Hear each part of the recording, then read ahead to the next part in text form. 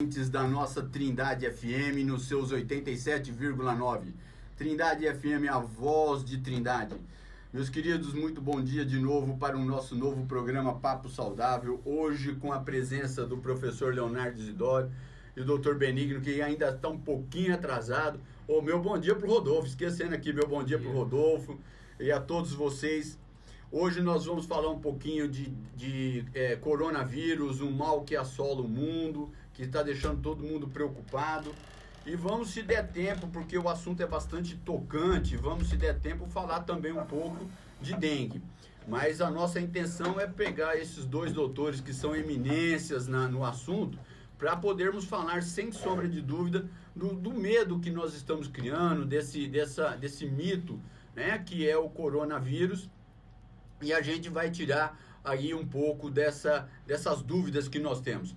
Benigno e Léo, por favor, dê um bom dia para os nossos ouvintes.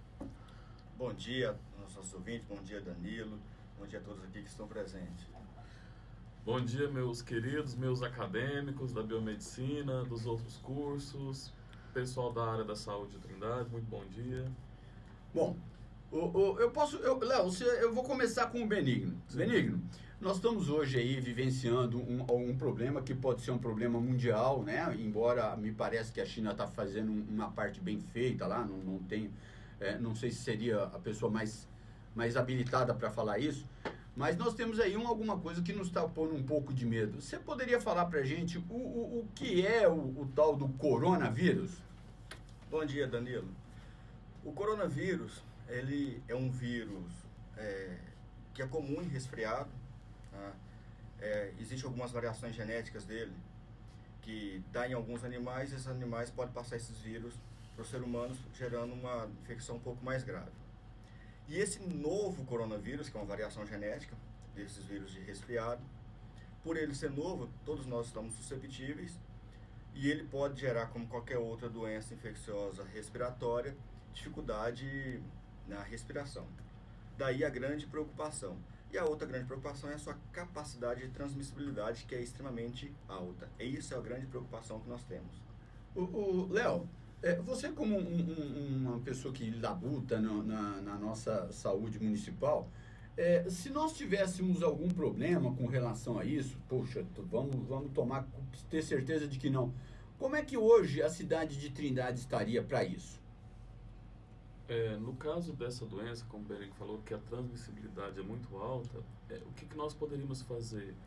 Nos locais públicos, reforçar a questão de lavagem das mãos, de orientação para cobrir, que a gente chama de etiqueta respiratória, que é cobrir a boca e o nariz ao espirrar ou tossir, mas é um vírus que ainda não se sabe muito bem se a forma de transmissão dele é somente essa, né? Há uns estudos ainda, porque é muito recente, que pode ser via aérea mesmo, só por ar, ele pode ficar difundido no ar, na alimentação, através de comer carnes de alguns animais silvestres crua ou mal passada.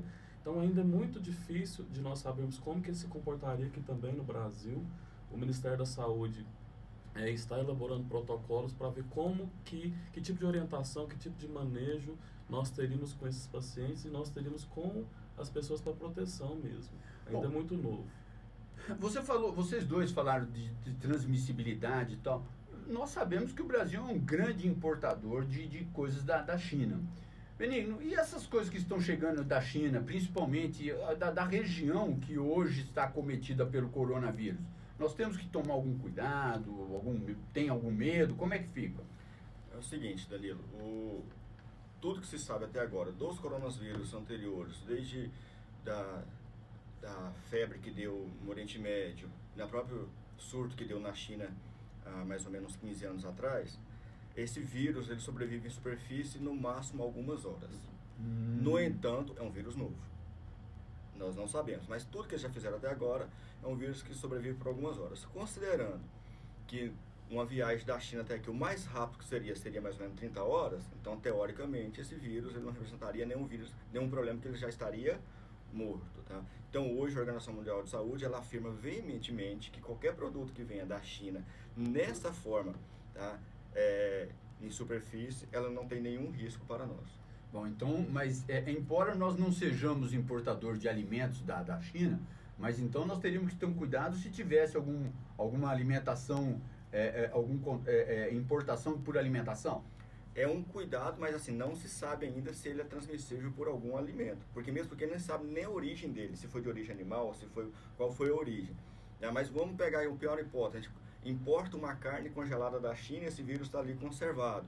É lógico que ele teria que ter, no mínimo, a menos 70 graus Celsius, né, para ele estar conservado. Abaixo disso, ele perderia a sua estabilidade e não sobreviveria. Mas vamos pegar o pior cenário. Eu consigo importar um alimento, uma carne a menos 70 graus Celsius da China, eu descongelo aqui e como ela mal cozida ou crua. Há um risco? Não sabemos. Como a gente não sabe, então tem risco. Bom, deixa eu fazer uma pergunta para vocês dois. Eu como sou leigo desse assunto, fui dar uma campeada, uma estudadazinha num material sobre o coronavírus e eu vi um tal de romance do coronavírus. O que é isso, vocês dois aí? Vocês têm noção do que é isso? Eu acho que a tradução foi errada. O que será que foi? O que é isso, então? Não é um romance, é o relacionamento do coronavírus. Como que ocorre a transmissibilidade, o relacionamento dos coronavírus de uma pessoa com a outra. Certo. Então me explica para nós, como é que fica isso, então, Benny? Hoje, a transmissão, baseada no que se conhece de dezembro até agora e nos outros coronavírus que nós já tivemos, a transmissão é por perdigotos, né? Então, quando nós falamos, tossimos, ou gritamos, espirramos, então sai perdigoto. Esses perdigotos nada mais é que são secreções que elas podem ir para a mesa, pode ir para a mão, então nós temos contato com essa secreção, levando a mão até o nariz ou a boca, nós podemos nos contaminar. Lembrando que nós tocamos nosso rosto 2.000 vezes por semana. Ô Léo, e Trindade hoje não tem problema se a gente tivesse algum problema com máscara? Não, as unidades de saúde estão abastecidas, a gente tem uma preocupação, assim como imagino todas as outras secretarias municipais do estado de Goiás, nós nos reforçamos com isso. A gente está abastecido com esses insumos e EPIs para ser utilizado. Então, aí entra uma outra coisa, porque nós quando nós da área da saúde, quando usamos essas EPIs, nós temos uma série de rigor com a utilização, o descarte, né? O que vocês dois poderiam falar para a gente com relação a isso? Como se proteger, se vai usar máscara, como usar essa máscara, qual máscara usar, certo? Como desfazer, como descartar dessa máscara, como é que a gente poderia falar? Hoje, para a transmissão de qualquer doença infecciosa por perdigotos, a máscara comum ela consegue proteger, no máximo, lembrando que ela dura no máximo 4 horas. Né? Por aerosol, quem também não sabe se é por aerosol, seria indicada a máscara N95. Né? Para a pessoa que está contaminada, para ela não transmitir para outra, basta a máscara comum.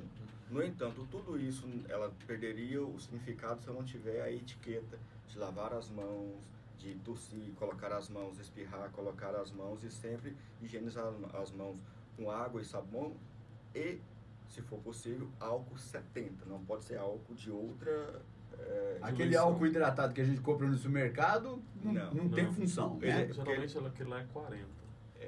Ele não consegue matar e acima de 70 ele é fixador. Em vez dele matar, ele faz fixar o organismo. O micro-organismo na mão, ou seja onde for. Ou na superfície que ele tiver.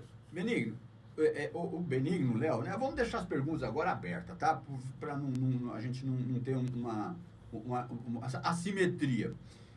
E essa condição de falar que ele é de animal silvestre, tererê, tarará, como é que nós nos portamos com aqueles que têm proximidade com animais silvestres e mesmo aqueles como nós aqui que temos os nossos animais domésticos? Hoje já é comprovado que ele não é transmitido por animais domésticos, tá? Então gato, cachorro, os animais domésticos não. Os animais silvestres é o seguinte, o coronavírus, tanto o vírus da gripe, ele geralmente tem uma origem no mundo animal. Tanto de aves quanto porcos, tanto é que existe uma vigilância mundial muito grande em cima disso. E, pelo menos nos mundos onde está uma fiscalização maior, há uma orientação muito grande para quem cria aves, para quem cria porcos, como conduzir e uma vigilância também muito severa.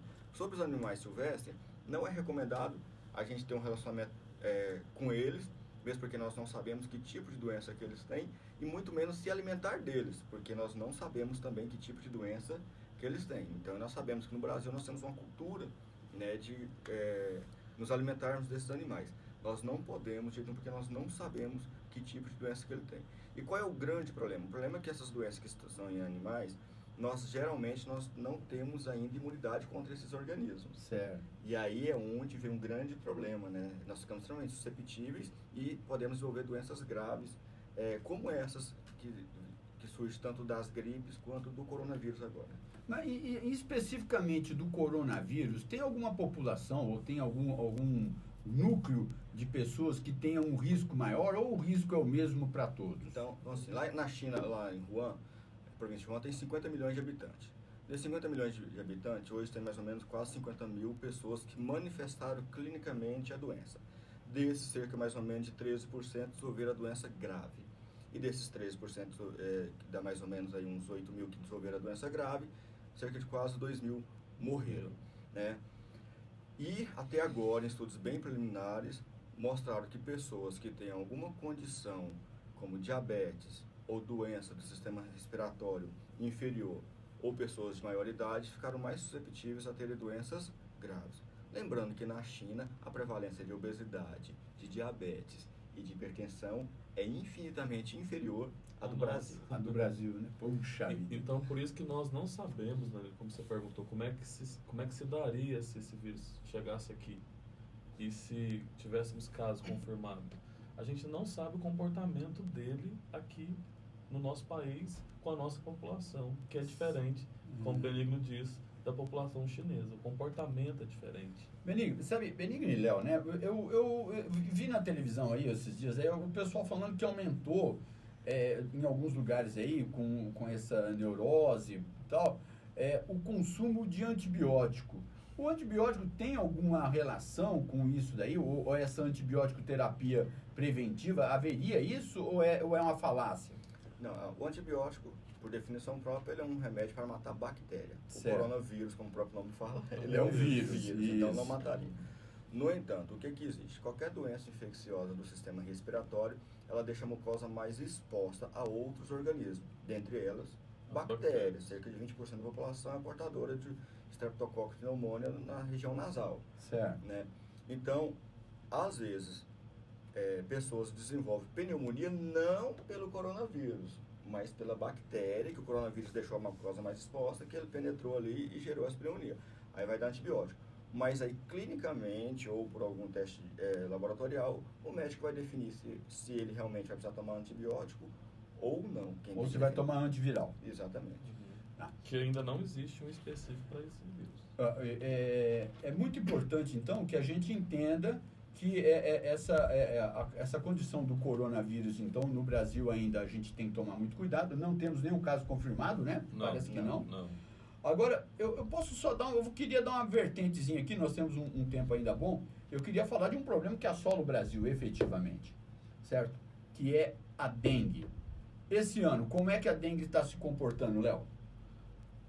Nós temos muito mais casos que o ano passado nesse mesmo período.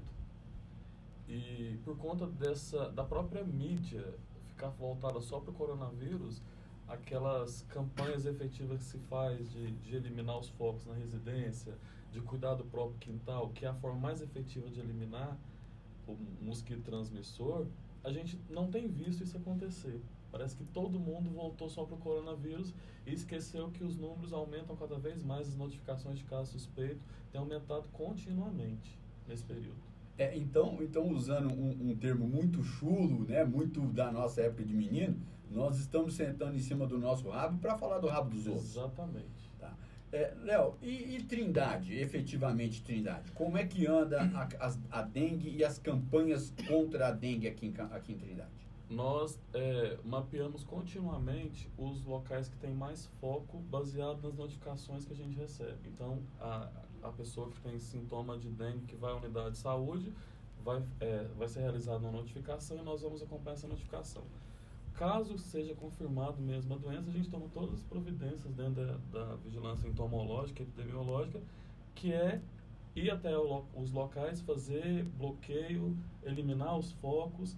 E a gente trabalha muito na educação em saúde. Nós temos dentro da vigilância epidemiológica o programa de saúde na escola, que nós focamos mais nesse período ainda, mais do que durante o ano todo, porque é um período chuvoso, mais propenso, com as crianças, para que elas entendam a importância de elas eliminarem materiais que possam acumular água.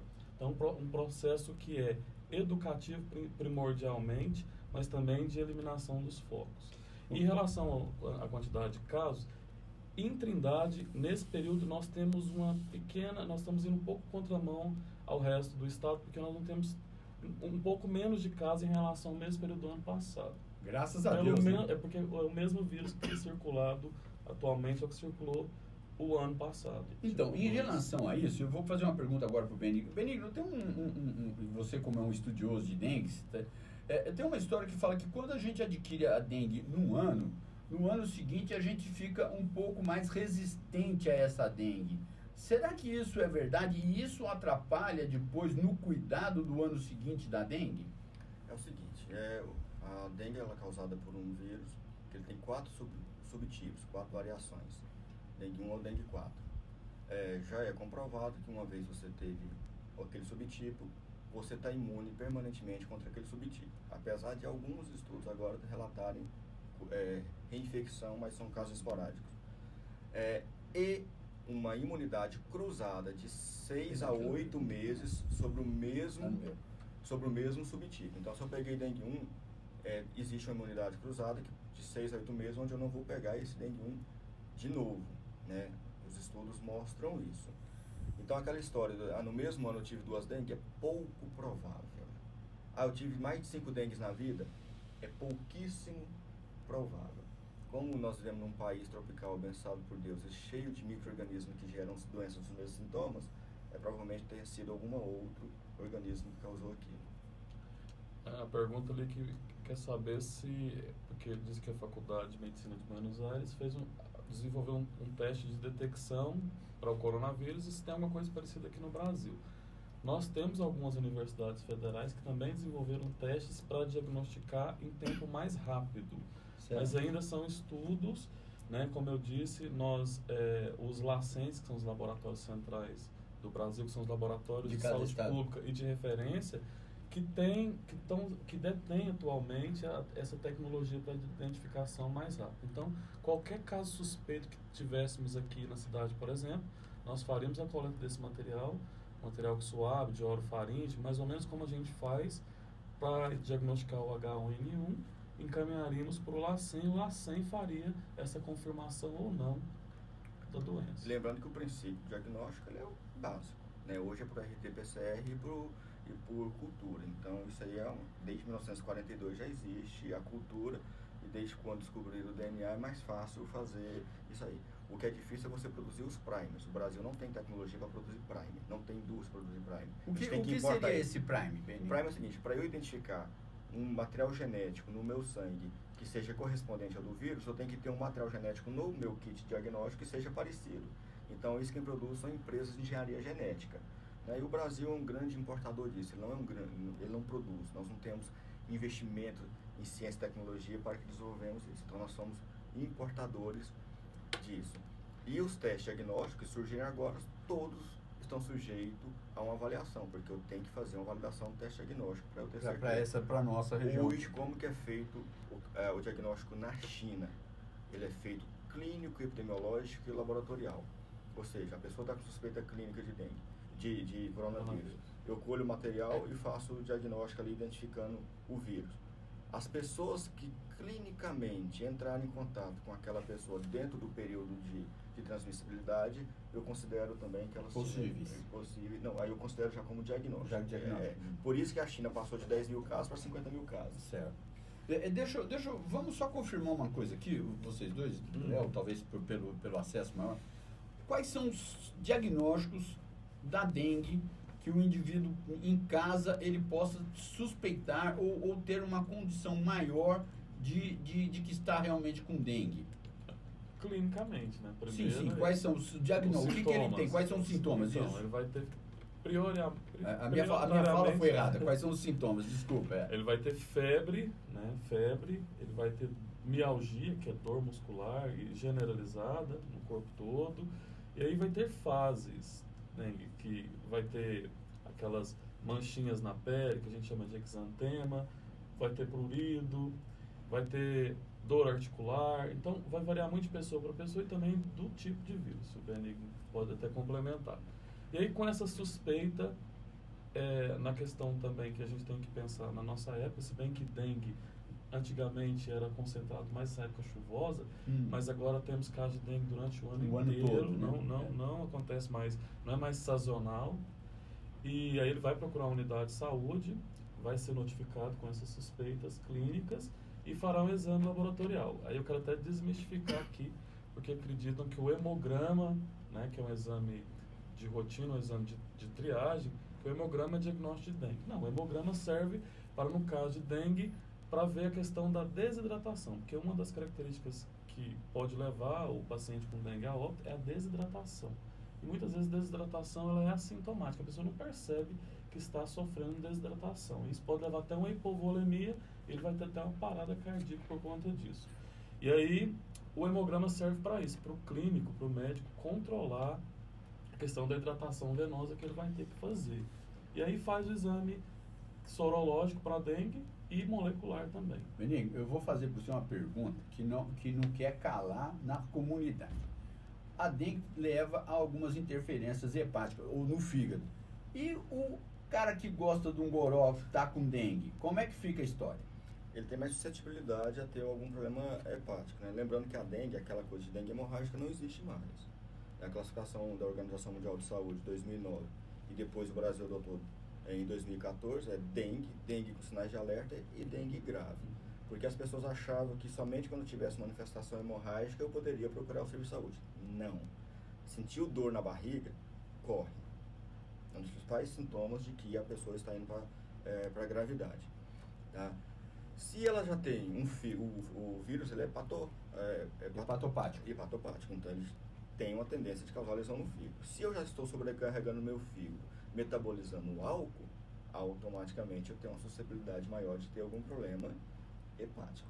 E aí vem um outro problema. Aí eu tomo paracetamol, que também é um outro problema para o fígado. Exatamente, né? Benigno, deixa eu te fazer, só para completar esse raciocínio, e quanto tempo, mais ou menos, pós-dengue, o indivíduo pode voltar à ingestão de bebida alcoólica?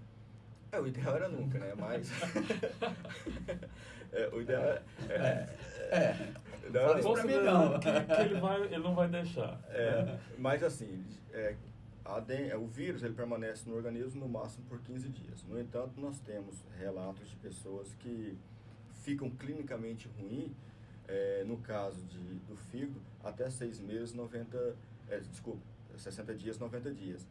Agora, a manifestação neurológica, a dengue também ela causa problema neurológico, ela pode ter desde manifestações temporárias, que vai durar aí 1 mês, 2 meses, a manifestações permanentes. A pessoa tem problema neurológico pro resto da vida. Ou seja, dengue não é essa brincadeira que o pessoal acha que tem aí. E por falar por brincadeira, Léo, a gente observa o seguinte, muitas vezes a gente vê as campanhas, né, a atenção primária, tal, o poder público trabalhando em cima disso. A resposta da população com relação a essas campanhas, manutenção de terrenos, tarará, ela é proporcional ou não? Não, porque a população tem uma cultura, Danilo, de que o poder público ele é o responsável único por isso. A população entende que o agente de combate a endemias, agente comunitário de saúde, tem que ir à residência dele, tem que ir lá no quintal dele e tem que limpar o quintal dele. Ele entende que a dengue é problema da saúde pública, dengue é problema do governo. Então, é muito complicado convencer as pessoas de que ele faz parte do processo. Eu posso falar uma coisa? Sim. O SUS foi criado em cima de um princípio de intersetorialidade. Os outros órgãos da prefeitura têm que trabalhar juntos. Né? Nós somos paternalistas enquanto o governo faz tudo. Concordo plenamente. Só que eu deixo para combater dengue no período chuvoso. E ela é sazonal, sim. Eu tenho transmissão o ano todo, mas ela é sazonal. Mais frequente nesse período. Eu vou enxugar gelo. A partir do momento que eu acumulo água, acabou. Ou eu resolvo isso no período de seca, onde eu trago a população junto ao poder público, tem que trabalhar com a comunidade e os outros setores da administração pública têm que trabalhar junto. Dengue não é um problema de saúde pública, é um problema de população. Tá. Pessoal, infelizmente o Rodolfo está ali já mostrando o reloginho para nós. Nós já estamos finalizando um programa que, caramba, a gente teria aqui para falar aqui mais o dia inteiro, né? Infelizmente a gente só tem meia hora. Léo, você poderia deixar para a gente as considerações finais para os nossos ouvintes? Então, quero dizer que é uma preocupação nossa enquanto acadêmico, enquanto profissional de saúde, do poder público, de que a população participe sempre, questione, pergunte e não compartilhe fake news. Se ela recebeu a informação e ela tem dúvida naquela informação, não compartilhe sem ter certeza da fonte, se é de verdade, se é fidedigno ou não. Benigno, deixa para nós as suas considerações finais para o nosso público, meu querido. Agradecer o espaço para a gente dar informação sobre saúde, que é importante, e dizer que todos nós estamos lá na Faculdade União de Goiás para prestar qualquer esclarecimento para a população ou poder público em geral, para nós ajudarmos a melhorar a saúde da população. Léo, por falar nisso, nós não falamos do laboratório da faculdade, Léo. Rapidinho que o Rodolfo já está brigando comigo lá. Então, o Laboratório de Análises Clínicas da FUG realiza exames de rotina, então a população pode procurar a faculdade. Nós temos um convênio com a prefeitura encaminha os pacientes, mas os pacientes podem ir direto lá, nós temos preços bem acessíveis, preço popular, que é uma faculdade escola, a função dela é contribuir para a sociedade, é compartilhar, ajudar, então nós estamos à disposição com vários exames de rotina, exame de sangue, fezes, urina. Pessoal, meus grandes queridos do nosso programa Papo Saudável, nós estamos encerrando. Uma pena, porque esse assunto aqui estava muito delicioso, os dois camaradas aqui sabem muito, nem deu para mandar abraço pro meu povo todo da live, mas eu quero dizer, não, vai ficar, sintam-se todos abraçados. Eu quero dizer que o nosso programa Papo Saudável é um programa cultural da Faculdade União de Goiás, uma faculdade que tem direcionamento aberto para a comunidade trindadense, e que o sábado que vem, mesmo sendo carnaval, nós vamos estar aqui com outro programa, tirando dúvidas, conversando e trazendo informação, mostrando para vocês aquilo que a FUG tem de melhor. Um grande abraço para todos e um abraço de paz. Fiquem com Deus.